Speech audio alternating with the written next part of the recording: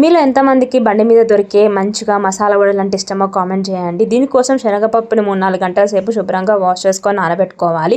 తర్వాత మిక్సింగ్ జార్లోకి వేసుకోవాలి. దీనిని కొంచెం కచ్చా పచ్చగా నూరుకోవాలండి. శనగపప్పుతో పాటుగా కారం తగ్గట్టుగా పచ్చిమిర్చి, అలాగే అల్లం వెల్లిపాయ ముక్కలు, అలాగే 2 ఎండుమిర్చి వేసుకోవాలి. దీనివల్ల టేస్ట్ ఇంకా బాగుంటుంది. కొద్దిగా జీలకర్ర వేసేసుకొని కచ్చా పచ్చగా నూరుకొని ఒక గిన్నెలోకి తీసుకోవాలి. ఈ శనగపిండితో పాటుగా కొద్దిగా శనగపప్పుని నానబెట్టుకొని పక్కకు తీసుకొని దాన్ని కూడా యాడ్ చేసుకోవాలి. తర్వాత ఇందులోకి గుప్పెడు పుదీనా ఆకులు, అలాగే గుప్పెడు కొత్తిమీర తరుగు, కొంచెం కరివేపాకు తరుగు, అలాగే వీటితో పాటుగా మంచి టేస్ట్ కోసం నేను పాలకూర తరుమును యాడ్ చేస్తున్నాను. దాన్ని సన్నగా కట్ చేసుకొని వేసుకోవాలి. అలాగే టేస్ట్కి తగ్గట్టుగా ఉల్లిపాయ ముక్కలు, టేస్ట్కి సరిపడా ఉప్పు, జీరా పౌడర్, ధనియాల పౌడర్, కొద్దిగా గరం మసాలా వేసేసుకొని బాగా మిక్స్ చేసుకోవాలి. పాలకూర వేసుకోవడం వల్ల మసాలా గారెలు చాలా బాగుంటాయి. మనకు మిర్చి పాయింట్ దగ్గర దొరుకుతాయి చూసారా మసాలా గారెలు, సూపర్ టేస్ట్గా ఉంటాయి.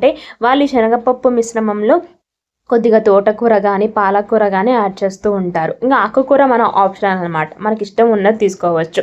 ఏ ఆకుకూర తీసుకున్నా మసాలా గారెలు లేదా వడలు చాలా టేస్టీగా ఉంటే తప్పకుండా ట్రై చేయండి.